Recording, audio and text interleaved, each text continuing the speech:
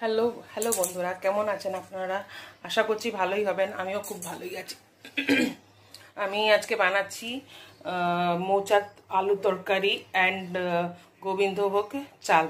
তো কেমন করে বানাচ্ছি আপনাকে দেখিয়ে দিচ্ছি। আর কীরকমভাবে কেটে রেখেছি, কষ যেন না ব্যবস্থাও করেছি। এটা কাটার সময় হাতে তেল লাগিয়ে দিয়ে তারপরে কাটবেন, নাহলে চিটচিট ভাব থাকে।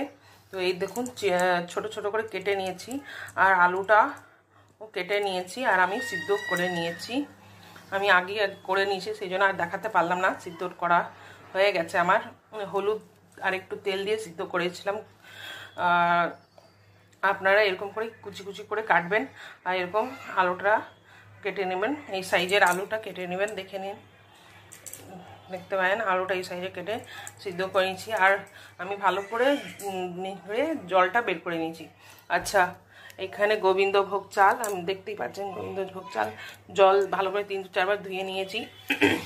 মশলার মধ্যে লঙ্কা গুঁড়ো, হলুদ, নুন, যে লঙ্কা গুঁড়ো, হলুদ, নুন, গোটা জিরে, ধনে গুঁড়ো আর জিরে গুঁড়ো। আর আমি এখানে ভিডিওটা বানাতে গিয়ে হঠাৎ করে বন্ধ হয়ে গেছিলো, জানি না কেন। তো এইটার মধ্যে ধনে গুঁড়ো, গোটা জিরে, লঙ্কা আর আদা দিয়ে দিচ্ছি, আর পেস্ট করতে বসিয়ে দিচ্ছি। আমি ঢাকনা লাগিয়ে দিলাম মিক্সিং জারে। আমি এখন জারটা বসিয়ে দিলাম পেস্ট করার জন্য।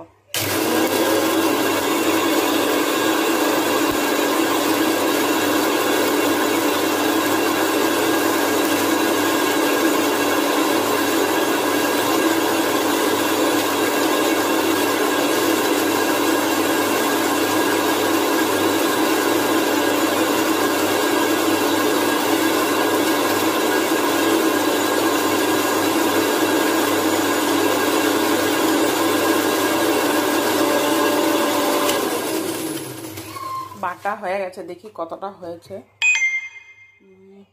হয়ে এসছে, দেখতেই পাচ্ছেন হয়ে গেছে। আমি এটা নামিয়ে নিই।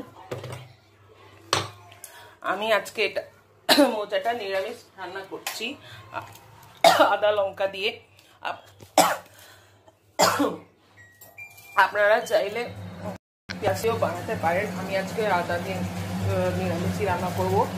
তো আপনারা যদি চান পেঁয়াজ দিয়েও করতে পারে, কোনো ব্যাপার নেই। আমি আজকে পেঁয়াজ দিয়ে করিনি, যেদিন বানাবো পেঁয়াজ দিয়ে সেদিন আপনাদেরকে অবশ্যই দেখাবো।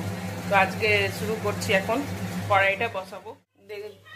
দেখতে পাচ্ছেন কড়াইটা গরম হয়ে গেছে। চালটা ভেজে নিতে হবে, গোবিন্দভোগ চাল।